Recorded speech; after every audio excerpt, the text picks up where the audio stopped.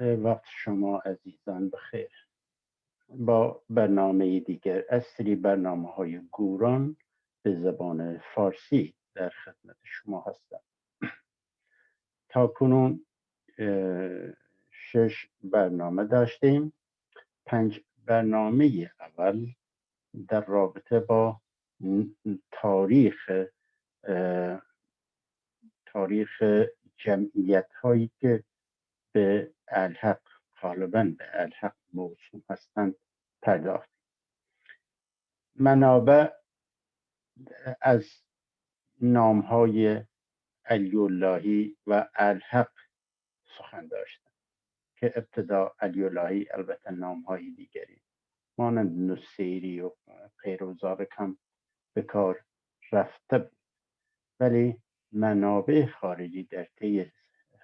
3 سده اخیر غالباً علی اللهی تا زمان گوبینو 1855 به بعد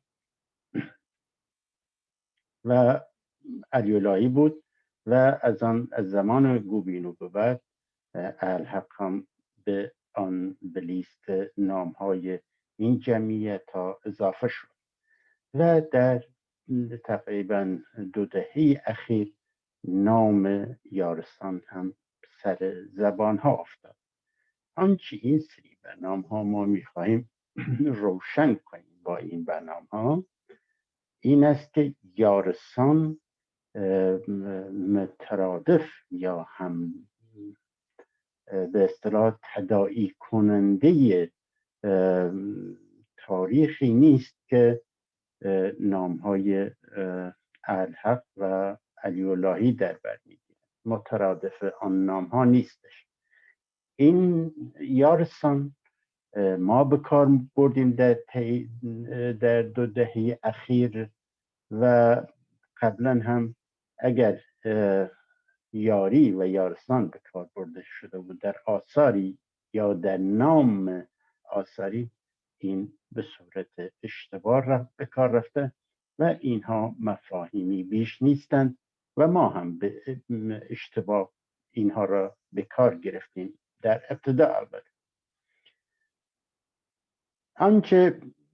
در غیر از نام ها روشن شد در 3 برنامه بعدی، 2 برنامه اول در رابطه با منابع خارجی و منابع خود الحقا بودند که چه گفتند و چگونه خودشان را شناساندند و خارجی ها چه گفتند و چه مشاهداتی داشتند و آن را به چاپ رساندند. در 3 برنامه بعدی ما به آثار حاج نعمت الله جیهون آبادی و 2 برنامه بعدی به برهان الحق و آثار الحق جلد اول تألیف نورعلی الهی پرداختیم. اهمیت این 2 شخص در این است که آثار این 2 سراب منابع هست. در واقع منبع مادر هستش برای سایر نویسندگان و پژوهشگران هم روزگار معاصر و مابعد. معاصر مانند مینورسکی، ایوانوف و دکتر محمد مکری و خیلی های دیگه و منابع دیگری که در پله دوم قرار می گرفتند، منابع دکتر محمد علی، آثار دکتر محمد علی سلطانی و دکتر صدیق بورکه‌ای بودند که به نوبه خودشان از آثار حاج نعمت الله جیهون آبادی، مکری و نورعلی الهی استفاده کرده بودند. غالبا منابع اصلی آنها در رابطه با الحق کیست و الحق چیست آن منابع در منابع و ما البته این را باید تاکید کنم که ما در مروری که داشتیم بر آثار نورعلی الهی و پدرش دیدیم که بزرگواران منبع اصلیشان قرآن و آیات قرآن و احادیث اسلام بوده و آنچه ما در برنامه ششم، برنامه پیش بر آن تاکید داشتیم این است که نه تنها یارسانی که ما در طی 2 دهه گذشته با آن سر و کار داشتیم، نام بازخوانی ما از تاریخ خودمان دفاتر یاری های گورانیان بوده است. در واقع ما در طی بیش از 2 دهه گذشته آنچه در منابع کلامی یاری های گورانیان کندوکاو کرده ایم و یافته ایم زیر نام یارسان و تمدن یارسان و جامعه یارسان این را چیز کردیم، نوشتیم و به صورت یادداشت‌ها و به صورت ویدیوها در سالهای اخیر و به خدمت عزیزان علاقمند به این عرصه ارائه دادیم در میدیاهای شناخته شده. و این است که ما آنچه در برنامه قبل بر آن تاکید داشتیم، اسلام این یارسانی که ما از آن سخن گفتیم و در سالهای اخیر زیادتر از نام جهانبینی یا از عنوان جهانبینی فکری فلسفی دانایان کردان یا گوران استفاده میکنیم، به خاطر اینکه یاری و یارسان به بیراه بردن، سوء استفاده کردن، نام دین و مذهب قرار گرفت و با حمایت جمهوری اسلامی و طیف‌های وسیعی از پان ایرانیستا این عناوین و ادبیات ما را که مورد سوء استفاده قرار دادند که بتوانند ویژگی های یافته های ما را که ضعیف بکنند و این ویژگی ها در میان به اصطلاح تداعیات بی ربط و بیمایه و کمایه که ناپدید شوند و آنطوری که باید برجسته باشند در پیش چشم جوینده که برجسته نباشند. برنامه پیش بر این واقعیت به اصطلاح تاکید داشت که دانایان گوران چه کردن؟ اسلام را نه تنها دیدگاهاشان از مبتنی بر اسلام نیست، از آیات و احادیث اسلام، از آیات قرآن و احادیث اسلام متأثر نبودند و نیستند، بلکه که این اسلام را به مثابه دین، به مثابه یه مکتب تعلیم و تربیتی یا بارآوری و باروری و همچنین به مثابه یک بدیل سیاسی، یک نظام سیاسی که بتواند انسان محور باشد، این که اینها را چه کردن؟ اسلام را به طور کلی در کلیت خودش رد کردند و آن را به حال انسان و جامعه مضر دانستند. با هم بریم نگاهی بیندازیم به نگاهی سریع البته به برنامه پیش که چه نکاتی در آنجا مورد بحث قرار گرفت و بعد بریم سراغ برنامه این ویدیو.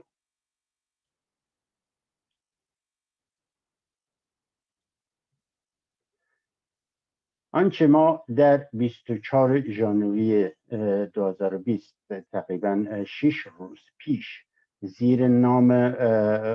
تاثیر مکتب اسلام بر انسان و جامعه برنامه ویدیویی اسلام یک داشتیم در کانال یوتیوب آکادمی فلسفه گوران زیر عنوان ویدیو برنامه فارسی گوران 6 اسلام یک تشریح اجرایی رد اسلام به مثابه دین مکتب و بدیل اجتماعی یا نظام سیاسی منظور بود. حال این در آن برنامه ما تاکید کردیم که چه سحاق میراث فکری و مذهبی ندارد. آنچه که به اصطلاح زیر نام مذهب و دین یا مسلک به سحاق منتسب می کنند در واقع مستند نیست و سندی ندارد و ما در طی این برنامه مستند به آن پرداختیم. و نکته دیگر این بود که جمعیت های هفتوانه‌ای یا جمعیت های وابسته به سادات کلان که با توسل به جعلیات کردن یک میراث مذهبی برای صحاب به اصطلاح تهیه دیدند و این خودشان را وارث آن میراث مذهبی صحاب در شناساندن در طی حدود بیش از 100 اخیر. اسلام در کلیت خودش از آن جایی که به جای در تضاد و تقابل با جهانبینی دانایان کردان، جهانبینی فکری فلسفی دانایان کردان که جمع محور است و هماندیش در یک در یک جمع هماندیشی همه چیز مورد بحث و گفتگو قرار میگیرد، همه چیزی که به همگان مربوطه، به اصطلاح هدایت و مدیریت جمعی جامعه مربوط هستش. جامعه به طور اعضای جامعه به طور یکسان در سرنوشت و سرگذشت خودشان دخیل هستند، در تصمیم گیری ها و در مراحل اجرایی چگونگی مدیریت جامعه سهیم هستند. ولی در اسلام چنین نیست. در اسلام در محیط مسجد یک ملا از قرآن چه کار میکند؟ سیاه‌خوانی میکند و قرآن خودش که این متن یا آیه های قرآن، سوره های قرآن ثابت هستند و غیر قابل نقض. و این است که این ملایان سیاه‌خوانی میکنند، شریعت از آن استخراج میکنند و چه به خورد مردمی میدهند که چه یا خوراک ذهنی مردمی میکنند که در مساجد چیز میکنند، حضور به هم میرسانند و به گفته های مولا که قانع هستند که ایشان گفته هایش گفته به اصطلاح قدرت لایزال هستش. و از آن جایی که این مکتبی نابرابر هستش، همه انسان محور نیستش بلکه مرید محور هستش و این مرید هم و مریدانی هست که مرید اسلام هستشن، مسلمان هستند و اینها را چیکار میکند؟ به راه ستم هدایت میکند. و این است که به عنوان یک مکتب پرورده یا به عنوان یک دین اینها چه دانایان گوران، فیلسوفان گوران یا فیلسوفان کردان به این دین چیز داشتن، نقد داشتن و آن را چه برای انسان و برای جامعه مضر و خطرناک دانستند. آنچه که در مزگفت یا مسجدها چیز میکنند همین عبادت و به اصطلاح ذکر و قیل و قال بود که دفعه پیشم به آن اشاره کردیم یا آن را مورد بحث قرار دادیم. در واقع چه کار میکنند؟ به همون ذکر و عبادت به اصطلاح سما و عبادت و چیز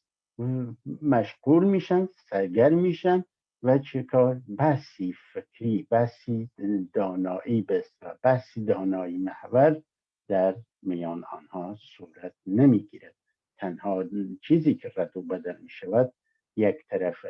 خطبه های یک ملا هستش و آنها شنونده هستند یا هزار مشارکت کنندگان در اون گردهمایی به اصطلاح عبادتی فقط شنونده هستند و مصرف کننده. و اینها چیکار میکنند؟ کتاب خودشان، مکتب خودشان را کامل میپندارند، کامل میدانند و به دانایی و گفتگو و بحث و به اصطلاح فلسفه تمسخر میکنند، به ریشخند میگیرند به قول کلام. و در نتیجه این دینی که سیاخانی از متون ثابت و غیر قابل نقد که در طول عمر این دین، در طول 14 سده‌ای که پشت سر گذاشته، روال همین بوده و در همه ادوار دانایان همین دیدگاه داشتند. و این دیدگاهی بود در دیدگاهی که در سده هفتم و هشتم پیشترها همینطور بوده و ما امروز هم به دیدگاه فیلسوف بزرگی به نام نوروز سورانی در سده 13 هجری میپردازیم. و از نظر چیز، از نظر مثلا نظام سیاسی، این نظام در اینجا یاریش مکری و ژارماری، اون یاری که به طور به اصطلاح خالص خلافت که از همون نظام سیاسی اسلامی هستش و امامت که چیزها سادات مرسل مدعی آن بودند و بقیه انواع به اصطلاح نظام های سیاسی آن روزگار و به طور کلی نظام ارباب و رعیتی چیز بود، مورد نقد دانایان گوران بود در آن زمان. و نظامی که اینها چیز در نظر داشتند که پایه‌گذاری و توسعه بدهند، در نظر بود که بدیل نظام ارباب و رعیتی و کلیه نظام های سیاسی از نوع خلافت و امامت و شاهی و نمیدونم تزاری و همه انواع به اصطلاح نظام های سیاسی روزگار بود. ولی خب به طور کلی این به اصطلاح نظام ارباب و رعیتی، نظام اجتماعی ارباب و رعیتی در نظر بود جایگزین شود با چه نظام پیر و پادشاهی که در آن یاری جمع، یاری به اصطلاح همدلانه، هامسری، هامگامی و هاملی به اصطلاح مبتنی است بر این طی این مراحل که با مشارکت دانایان همه بخش‌های جامعه. و این بود که هم به عنوان یک نظام سیاسی، هم به عنوان یک مکتب تعلیم و تربیت و هم به عنوان یک دین، این اسلام از طرف دانایان گوران و این گفتار از سلطان ساک هستش و سلطان ساک در مقام شاه چه رد شده. یعنی در واقع این سلطان ساک نه تنها به اصطلاح دینی به ارث نگذاشته است، بلکه خود دین هم نقد کرده است از پیشینی، از دین پیشینیان خودش که اسلام بوده بریده و خودش را چیز کرده و خودش را اطمینان میدهد به یریدن بیاران که چه هستش افکار دینیش را کنار گذاشته و به جهان فکری و فلسفی دانایان گوران پیوسته است و آن جهانبینی را قبول دارد و در اینجا تاکید دارد در این گفتارها که چنین است و ایشان هستش که این در مقام شاه این قرار است که این یاری، این بدیل اجتماعی سیاسی یاران 72 پیر چه بکند، این را جا بیندازد و چه بکند، شیرین بکند، جذاب بکند و بدیلی بشود برای نظام های روزگار. در واقع سروده دیگر دارد از سلطانزاک که میگه من با کار ارباب و به اصطلاح غلامی خودم یا ارباب و رعیتی خودم را یکسره هم یکسر میکنم که این در واقع نشان میدهد که اینها برنامه داشتند که نظام ارباب و رعیتی را جایگزین کنند. حال بریم به دنباله این بحث را که در یک بند کلام از فیلسوف بزرگ قرن 13 همانطور که عرض کردم نوروز سورانی پی بگیریم. آنچه نوروز سورانی در این بند کلام میگوید، این متاسفانه بخشی از خشتهایش از بین برده شده و بعضی کلمات چیز جایگزین شدند. منتها پیام واضح هستش و شکی در پیام نیستش در مقایسه با متون یا با بندهای مشابه در ادوار مختلف، از متون یاری های ادوار مختلف و در مقایسه با بندهای بیشتری از همین اندیشمند بزرگ که ما در برنامه دیگری یک بند دیگری از ایشان مورد بحث قرار میدهیم که به نقد شاخه های تصوفه میپردازد. آنچه در اینجا نوروز سورانی میفرماید این است که امیر عمران، امیر عرب عالیجای عمران، این سربند هستش که این در رابطه با امیری که مدعی آبادانی هستش و این امیر از اعراب هستش و مقام بالایی هم دارد و این هست که این امیر عرب علی اعلی از طرف خدایی متعال از لقبنامه ده خدا علی الاعلی که به معنی که خدای تعالی یا متعال هستش که مدعی هستش این امیر عرب از طرف این خدای تعالی چیزا پیام آور هست، پیام و این خدای به اصطلاح تعالی که هستش علم دین دارد، منبع و منشأ علم دین و منطق هستش، یعنی سرچشمه دانایی بشر از این منبع هستش، سرچشمه دانایی بشر هستش این علی الله، یا که در اینجا به نام خودش برمیگردد الله. خب زاینده ظاهر حروف قرآن، یعنی این منبع توسط این امیر عرب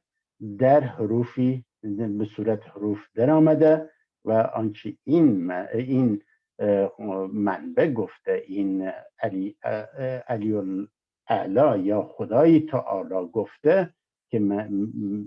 سرچشمه دانستنی ها، سرچشمه به اصطلاح همه چیز هستش، اینه که این زاینده که ظاهر حروف قرآن هستش، یعنی آنچه که قرآن به اصطلاح این امیر عرب گفته که این حروف قرآن چیز گفته های این خدای تعالی هستش که الله نام دارد. هرچه درس موند و امر و فرمان هیچ حاصل نوی الله سبحان. خب این در اینجا چیز میکنه، نوروز میگوید که من این متون را، این مکتب را مطالعه کردم، درس موند این را چه در این مکتب به کاوش پرداختم، مطالعه کردم و به امر و فرمان این قدرت به اصطلاح این الله که همه را زیر و رو کردم، خواندم، ولی هیچ حاصل نوی الله سبحان از این الهی به اصطلاح منزه و پاک و قادر مطلق چیزی حاصل به اصطلاح کسب نکرد، چیز که در معنای به اصطلاح که آموزنده باشه، که بتوان به درد انسان به اصطلاح انسان از آن قناع یابد، از آن بارور گردد و بتواند توشه‌ای باشد که به درد زیست انسان بخوره، زیست اجتماعی انسان بخوره. بنابراین هر چی خواندم، امر و فرمان و احکام و اصلاح فرامین همه را خواندم، ولی چیزی حاصلم نشد از آن الله پاک و منزه و قادر متعال. پس به این نتیجه رسیدم مستوفی مفلس اسم اعظمن، علم عالمان گشت کسر کمن. این مستوفی، این به اصطلاح خزاندار خودش چی هستش؟ هم خزاندار در این الله که چه هستش؟ علی الاعلی یا الله، این خودش این خزاندار که قرار باشد که منبع دانستنی ها، منبع علم باشد، منبع علم دین و برهان باشد، این خودش مفلس در واقع، چیزی ندارد برای چیزی نداره، چیز با ارزشی که آنچه که بتوان ارزش به اصطلاح توشه داشته باشه، گوهری به ادبیات گورانیان، گوهری نمیتوان در این فرامین و به اصطلاح اوامر در این کتاب قرآن یافت. بنابراین این به اصطلاح اسم اعظمی که برایش گذاشتند، این الله اکبر، الله به اصطلاح رحمان و رحیم، الله اکبر، این اسامی که برایش به کار میبرند، این اسامی که تنها اسم اعظمن، اسم بزرگ کننده، ولی در واقع یک خزانه‌دار مفلس، چیزی ندارد برای عرضه به اصطلاح. و این در حالی است که چی میکنن؟ مدعی هستند که علم عالمان همه چه کسر و کمن، گشت کسر و کمن، یعنی همه دارای کاستی و نواقص هستش و این چیز، این الله همه چیز میداند و همه چیز را برای بشر توسط محمد ارسال کرده است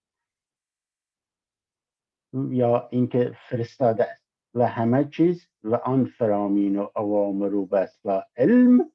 به صورت حروف قرآن چیز در آمده است توسط کی؟ توسط امیر عرب. امیر عرب عالی مقامه که به اصطلاح تمدن آورده به عالی مقامی که از عمران آبادانی به اصطلاح تمدن سخن میگوید. این پنجمی خشت پنج، نه روی سنج صاف چندی زیچم بس،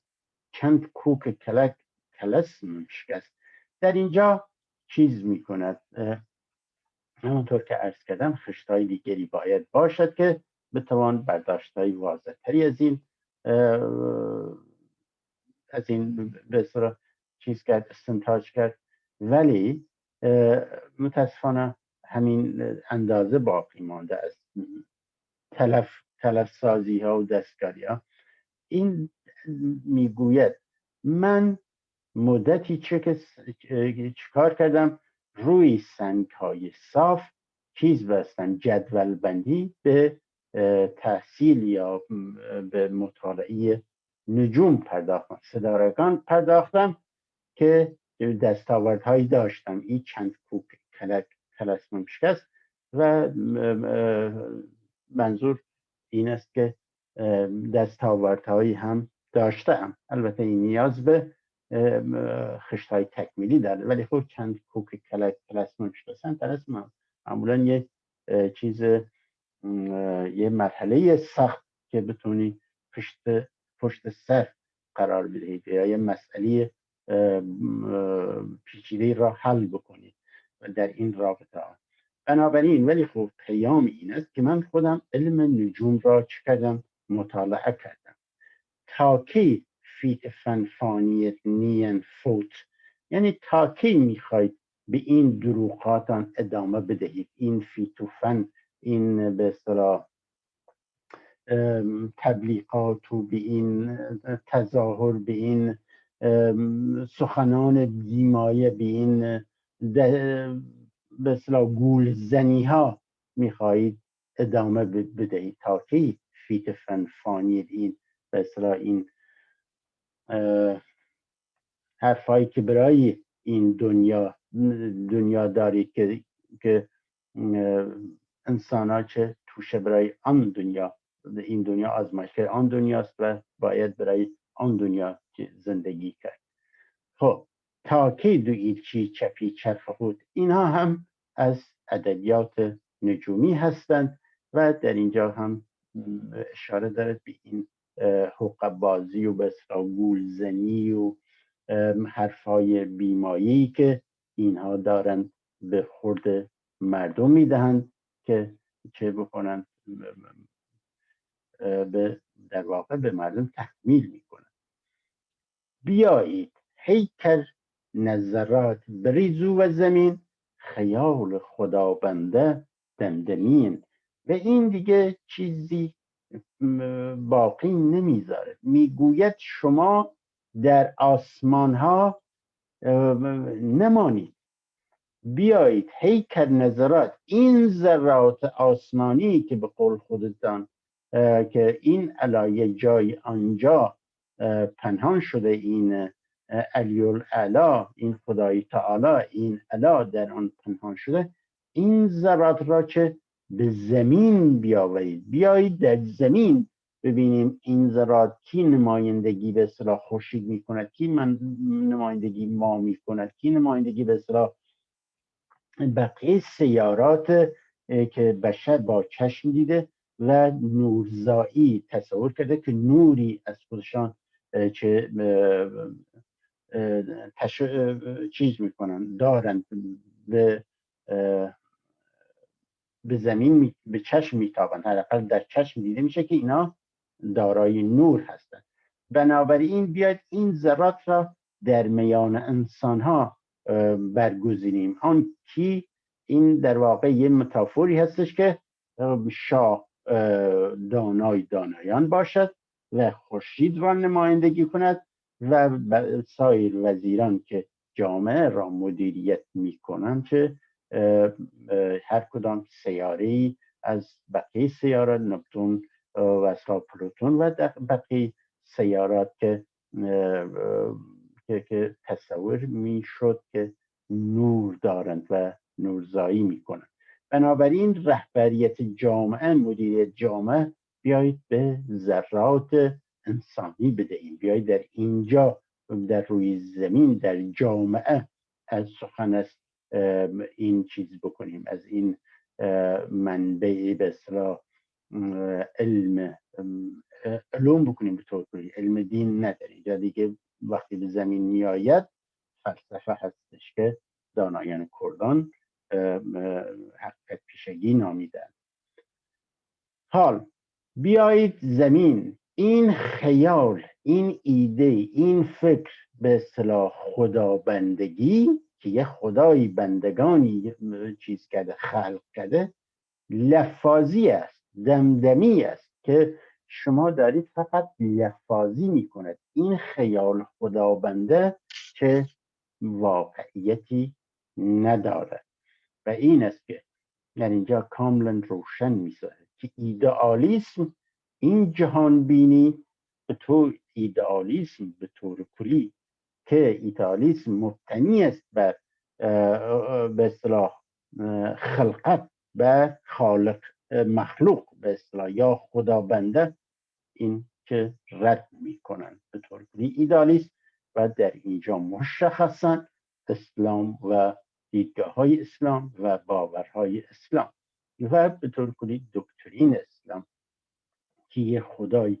بشر و به اصطلاح کائنات من جمله بشر خلق کرده و این کائنات به خاطر رفاه بشر هستش و بشر چه هستش؟ مدیون این خالق هستش که باید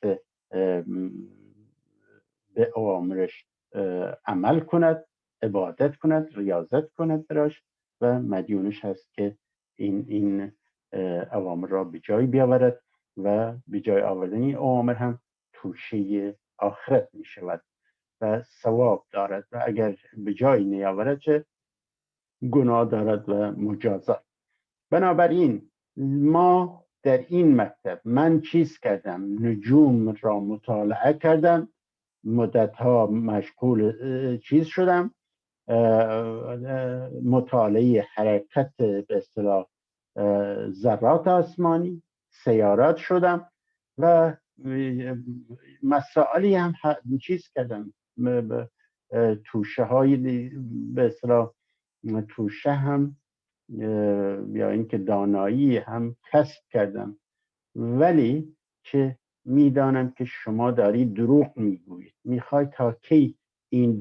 دروغ های به اصطلاح خدایی در آسمان هفتم هست یا الهی وجود دارد ادامه بدهید. بیایید این چپی به اصطلاح این گولزنی ها، این دوگانگی به اصطلاح این دنیا اون دنیا را به این خاتمه بدهید. ذرات را بیایید در زمین برگزینیم، در زمین سخن از ذرات بگوییم، نه در آسمان ها. در زمین، در جامعه دنبال دانایان و منبع دانایی بگردید و این دانایی در جمع هستش، نه در آسمان ها. دانایی در جمع هستش و این است که این ایدی خداونده فقط لفاظی هستش و بدور از واقعیت. علمم تمام کرد چند سرم جایی، دریا بی و شیر چند شیرم زایی. حالا علمهای چند تمام کردم، سر به جاهایی به عرصه های مختلف زدم و این علمها را تمام کردم. در اینجا در واقع خودش اشاره به دو عرصه میکنه. یکی عرصه اسلام به اصطلاح، قرآن و فرامین و اوامر و هرچه داشتن مطالعه کرده، تمام کرده و در اینجا هم اشاره داره به علم نجوم به اصطلاح ستاره شناسی و این را هم چیز کرده، احاطه پیدا کرده بر این علم نجوم و به این یقین رسیده که چه اینها دروغ میگویند، اسلام دروغ دارد به مردم میگوید و این فنی بیش نیست سخن گفتن از به اصطلاح این دوگانه دنیای دوگانه. خب هیکر نظرات که ذرات را بیارید زمین، بریزو زمین، به زمین بریزند و خیال خداونده چه دمدمید. حالا من این علم ها را تمام کردم و چند علم تمام کردم و دریا بی و شیر چند شیر امضای. خب این دریا، این علم دریاست، دریایی از دانایی در میان جامعه یا در میان جوامع مختلف هست که باید چه بکنید؟ از آن تغذیه شیر به اصطلاح تشبیه هست به دانایی که در وجود انسان چه شکل میگیرد یا انسان کسب دانایی میکند، این را تشبیه میکند به شیر که این از این دریا شما باید چیز بکنید، شیر خود را به اصطلاح. حالا این شیر در جاهایی هستش که به زایش انسان یا زایش به اصطلاح پستانداران تشبیه میشه که دانایی را به شیر تشبیه میکند که بتوانی تولیدات پنیر و ماست و اینها از آن داشته باشی. و از آن جایی که اینجا سخن از ماست و پنیر و دوغ هستش، در نتیجه این شیر منظور همان شیر هستش که تو دریایی از دانایی هستش. شما باید این را تجزیه و تحلیل بکنید و به اصطلاح در کارخانه و بتوانید این را بارخانه بکنید که این کارخانه اصطلاح دستگاه تفکر انسان تشبیه میکنید به کارخانه یا آسیاب در بعضی بندها و آنچه به اصطلاح مواد خام بریزی و این را خرد بکنه یا اینکه این را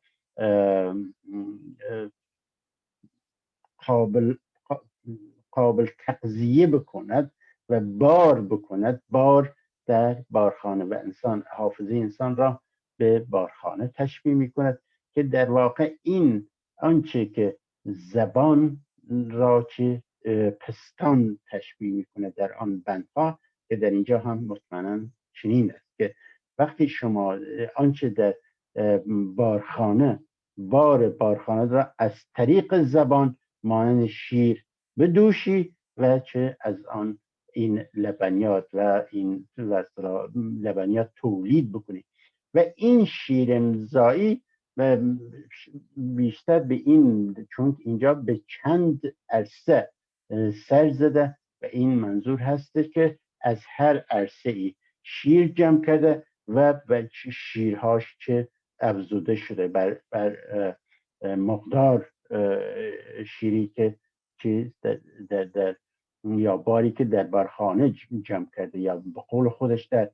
گوهرهای حجره در بندیگری استفاده میکند که جمع آوری بکنید و این هست که افزوده شده تا هر علمی در هر عرصه‌ای که به مطالعه بپردازید بر دانایی افزوده می شود. و این شیر که بی و ماست، البته این باید یه خشته باشد که بی و پنیر، بعد در اینجا هم پنیر که درست از پنیر دوغ درست نمیشه چون اینجا دوغ باید باشه، در اینجا فارسیش نوشتن، در نتیجه پنیر باید در یه خشته دیگه به کار رفته باشد و در اینجا معنی پیدا نمی کند. شیر بی و ماست، چند ماست مایی، یعنی از این شیرایی که از این عرصه آوردم ماست چیز کردم، تهیه کردم و ماست هم چه مایی، این ماست ها چه مایی به اصطلاح چه بهش میکنن، میگویند که تو مایه میزنید اون چیز اضافه میکنید و این شیر تبدیل میشه به ماست، سفت میشه به اصطلاح. و این چیز ماست هم اینجا هم پنیر اضافه هستش. من اینا را پاک نکردم چون متهم به این نشم که دستکاری به اصطلاح این بندها کردم، در نتیجه اینا را اضافه کردم که این درسته، نه این باید در خشت دیگری به کار رفته باشه. در اینجا نمیتونه پنیر به دوغ تبدیل بشه، در نتیجه ماست به دوغ تبدیل، در اینجا شیر به ماست تبدیل میشه و ماست مای. این درسته که در اینجا پنیر آوردن، در اینجا با این همخوانی پیدا نمیکنه. و از دوغ که دوم دریایی که این بیشتر این دوغ و شیر و پنیر و اینها را بیشتر که متافوری هستش برای به اصطلاح راحل هایی که در همه عرصه‌هایی که بشر به آن نیاز دارد باشد. به اصطلاح حالا در متافورهایی که از این استفاده کنن که بتونید به اصطلاح راحل های نظامی از آن داشته باشید، راحل های سیاسی از آن داشته باشید، راحل های هنری در عرصه های به اصطلاح ادبیات، در دانایی، در همه عرصه ها در اینجا منظور هستش که این را چه از این دریای علم بیارید ماهیت به اصطلاح ملزومات و نیازمندی های فکری جامعه را تأمین بکنید و این که پروسه به اصطلاح تجربی در اینجا مد نظر نوروز هستش، نه این که به اصطلاح از طریق وی. این در واقع دارد ارجاع میدهد به حافظه جمع که دانایی لازمه زیست انسان و زیست جمعی انسان ها که در حافظه خود همون جامعه است و جوامع بشری که الگوبرداری شود. و در اینجا میگه این اوسا، حالا این دوغ ماست دوغ شد و دوغ هم زیاد شد از علمهایی که کسب کرده بود از عرصه های مختلف که دریا شد و این که اوسا و آتش دوم یه دریام جوشنا نیست، دوم جوشنا این دوغ را چه جوشاندم و بعد از اینکه این پروسه ها چه کردن سرانجام این دوغ را روی آتش گذاشتم یا اینکه با منطق به اصطلاح پروسه نهایی این فرایند پژوهشی هستش، کسب دانایی هستش که من این دوغ را روی آتش گذاشتم. چیکار کردم؟ دوغ بی و سزگ و عام روشنا، این دوغ، این ماده سفید رنگ چیز به اصطلاح دوغ وقتی چیز گرم میکنی این را میجوشونی و میذاری چیز بشه سرد بشه، این تنشین میشه بخش سفیدش و آب زلالی روش قرار میگیره که در کلی به آن سزگ میگوین. سزگ. حالا این منظور این است که من این به اصطلاح جدا کردم آنچه که میتونی چیزهایی از آنچه این آب زلال، این دانایی زلال را از این استخراج کردم در طی این پروسه و این تازه همون بخش دوغ، تنشین دوغ از آنچه مواد دیگری یا تولیدات دیگری هست درست میکنن که به کلی شیراز بهش میگویند و کشک. حالا این کشک هم فارسی هم میشه. حالا این منظور این هست که این در طی علم باید در عرصه های علم آموخت، علم کسب کرد و انسان این را تجربه بکند و چیز بکند، بیاورد طی پروسه تا زلالیت ببخشد به این علم، به این دانایی، به این دریایی که جمع‌آوری کرده، شیری که از این دریا یا این که دانایی که به اندازه شیر اصلا که بتواند از زبانش جاری کند و کالا ببافد، کالاهای گوهرین از این ببافد و به جامعه عرضه کند و این پروسس و شما در اینجا برای دانایی دیگه ذرات را طی نمی کنید یا اینکه ارجاع نمی دهید که یک قدرت لایزالی در زمین 7 طبقه است و این قدرت لایزال در طبقه 7 مکان دارد و طبقه به اصطلاح زمین هم 7 طبقه است و جهنمش در طبقه 7 زیر زمین هستش و این است که تمام دانایی در جمع هست و انسان باید فرایندی را طی بکند و به این دانایی دست یابد و بتواند در جمع به کار بگیرد، در زیست جمعی به کار بگیرد. حالا این خیلی چیز جعلیه که خیلی از بندهای نوروز سورانی چیز کردن، اضافه کردن. من جمله اینجا هم هستش که نوع دیگرش البته همون نیست، ولی خب خیلی بندها این هستش، این خشت آخرشه، و خیلی هم این خشت آخرشه که در جاهای دیگر هم چیزهای دیگر هم در مجموعه های دیگری از سخنان ارزشمند فیلسوف بزرگ نوروز سورانی بندهای خیر چیز دیگری اضافه کرده. بنابراین در اینجا این پروسه که تو یه دریای دانایی هستش، تو برید از این تغذیه کنید، و این به اصطلاح متافور که تشبیه میکنند که مثلا به پستانداران که از طبیعت تغذیه میکنند و در موقع زایش به اصطلاح این شیر در واقع تغذیه کرده، این شیر در پستان وجود میآید و توسط این شیر چه بچه را پرورش میدهد، و انسان هم دانایی باید از طبیعت، از میان جامعه تغذیه کند، کسب کند و این چیز بکنه، تولیداتی به اصطلاح اون دانایی های لازم، توری های لازم برای نیاز بشر در عرصه های مختلف به اصطلاح، حالا ما این را هنری نام، ادبیات نام بگذاریم، فلسفه نام بگذاریم، به اصطلاح عرصه نظامی نام بگذاریم، یا عرصه به اصطلاح بارآوری، بارپروری، همون آموزش و پرورش که ترکیب درستی نیست یا ترکیب گویایی نیست. نه، همه این عرصه بشر چه دانایی نیاز دارد، و این دانایی ها هم به صورت در حافظه‌ای به اصطلاح جمع موجود هستش،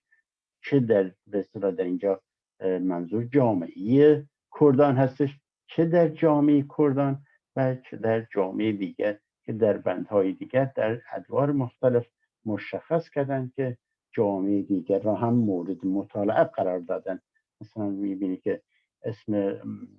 سقراط و ارسطو و افلاطون اینا در نوشتارهایشان هست، یا اینکه جالینوس عنوان تعدادی گذاشت در روم باستان هستش که اینا نام بردند و این حکیم خواندند یا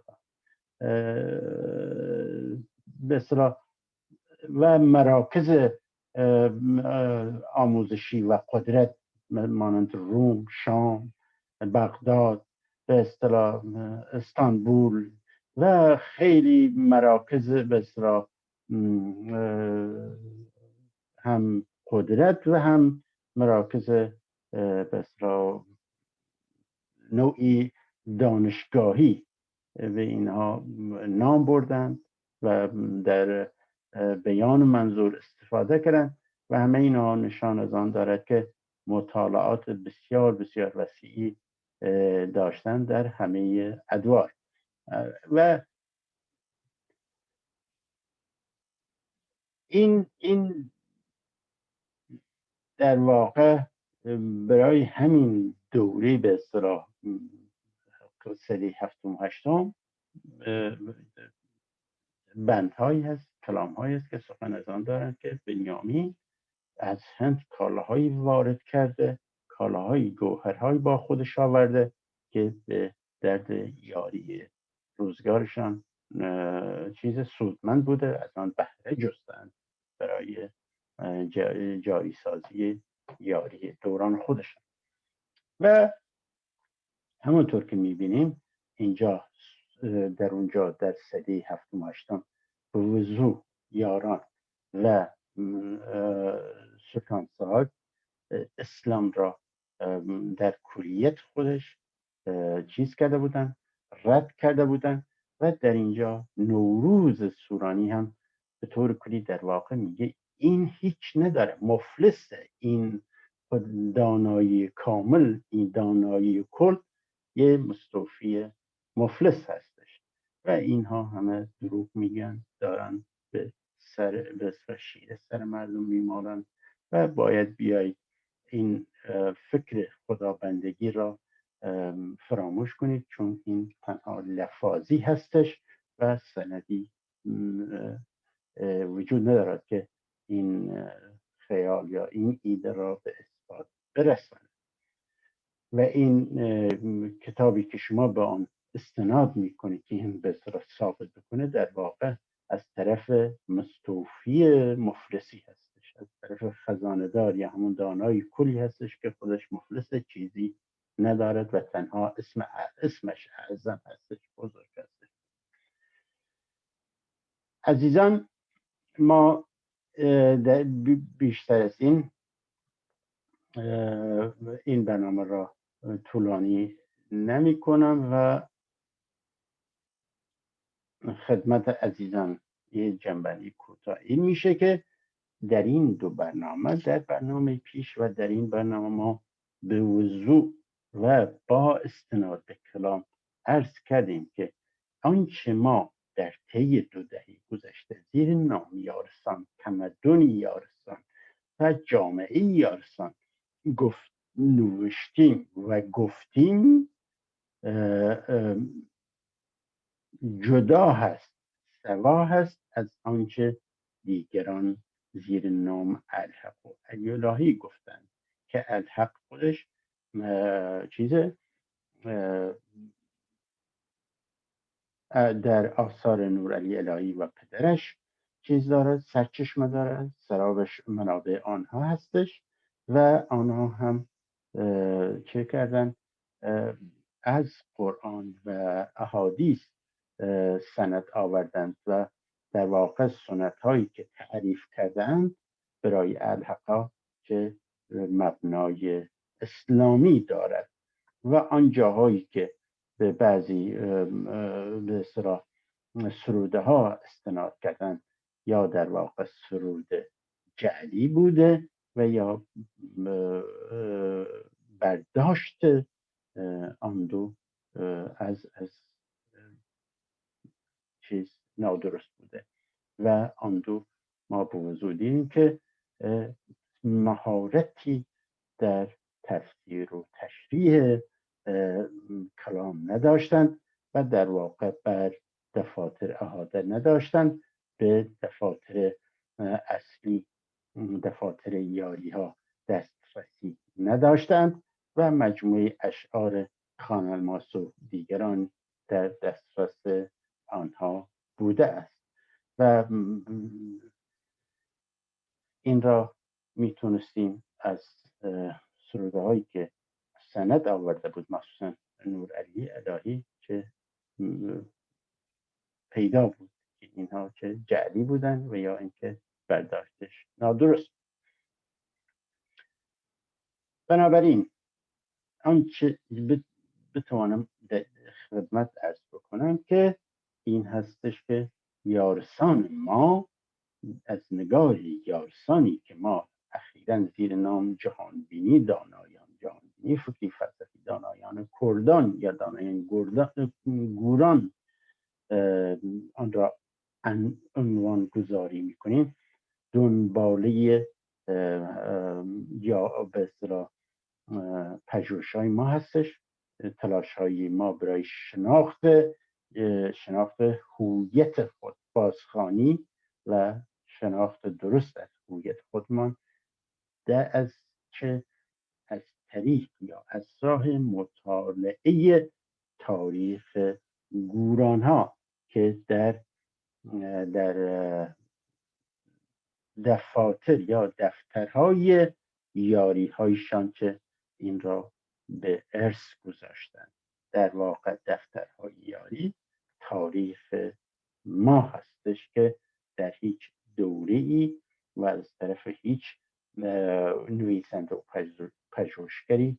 به آن را مورد مطالعه قرار ندادند و در سالهای اخیر که یا دههای اخیر که کسایی که به چنین منابعی به اصطلاح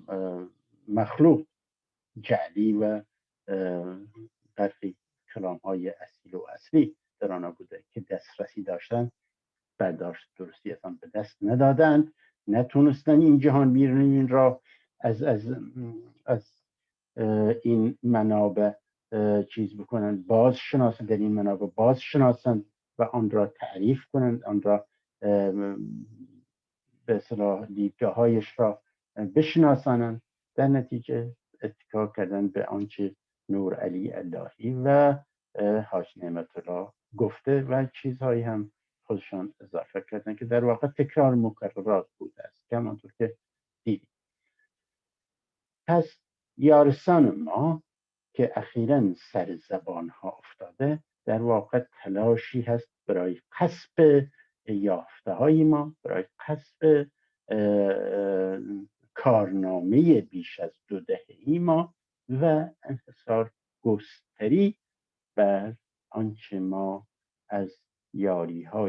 از متون یاری های گوران، دانایان گوران که استنتاج کرده ایم، بیرون آورده ایم و نوشتیم و گفتیم. این را تلاش میکنند که به انحصار خودشان درآورند. مخصوصا جمهوری اسلامی با تمام قوا و تمام نیرو با تمام امکانات دارد با به اصطلاح از طریق سادات کلان که آنها را صاحب خاندان معرفی میکنند و در میان آنها رهبرسازی و نمیدانم بزرگنمایی میکنند، تلاش دارند که این کارنامه ما را چه به حاشیه ببرند، به انحراف بکشند و چنین وانمود بکنند که چیز تازه‌ای نیاورده ایم و این یه مذهب به ارث گذاشته و همین است که سادات به اصطلاح آن را به ارث بردن. پس ما یارسان خود را نمایندگی میکنیم. ما اکنون یک جریان فکری و اجتماعی هستیم و مستقل، کاملا مستقل از الحق و علی الهی و سایر جمعیت ها و به اصطلاح مذاهبی که تا کنون معرفی شده اند. و امیدوارم که مراکز پژوهشی و پژوهشی فارسی زبان خودشان را اصلاح بکنند که یارسان مترادف علی اللهی و اهل حق نیستش و نام مذهبی وجود ندارد اولا، و اگر وجود داشته باشد نامش یاری و یارسان نیست و یار و یاری و یارسان و پیر و پادشاه و منزل و منزلگاه و آیین یاری و آیین یارسان و آیین گوران و آیین کردان و آیین یاران و شون و دون و یورت و ده ها مفهوم دیگر در متن به اصطلاح یک جهان بینی فکری فلسفی معنا پیدا می کنند و اینها مفهوم هستند و نام دین و جامعه نیستند، نام مسلک و مذهب نیستند. 2 دهه پیش متاسفانه ما یه جامعه یارسان تعریف کردیم به نام یارسان و اشتباهی بود که واقعا پشیمان شدیم از آن و این سر زبان ها افتاده و هنوز این با اینکه ما بارها خواهش میکنیم که این ادبیات و ابتکارات و یافته‌های ما را مورد استراق قرار ندهند، ولی مثل جمعیت هایی هستند که هنوز از حمایت جمهوری اسلامی برخوردارند و طیف‌هایی هستند از پان ایرانیستا که نمیخواهند این به اصطلاح یافته‌های ما چیز بکنه، جا بیفته و مردم به اصطلاح مایه فکری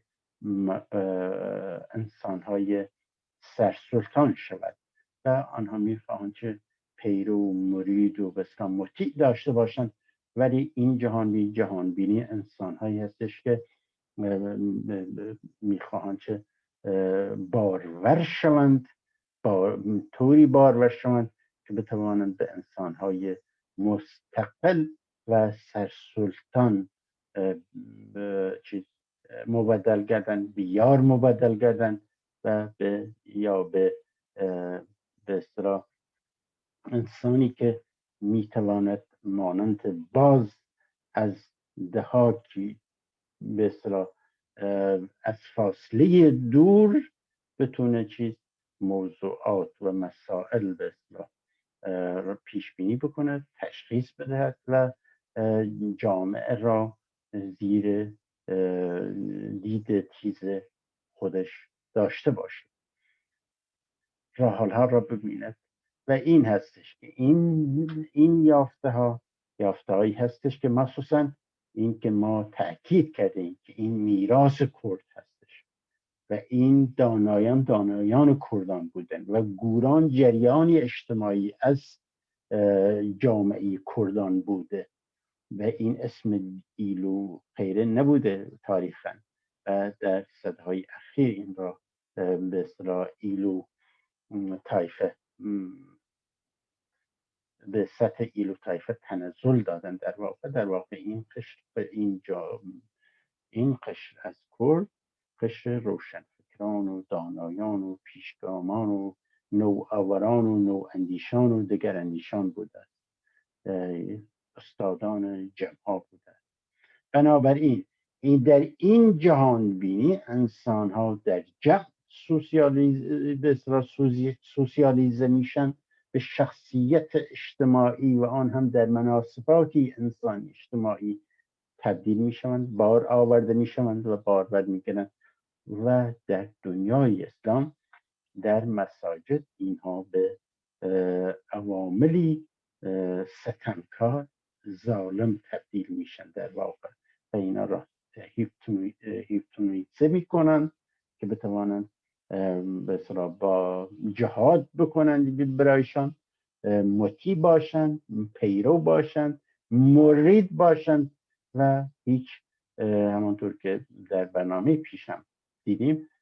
تن مرده باشند، بدون اراده باشند و در کنار پای منبرچه به سنگ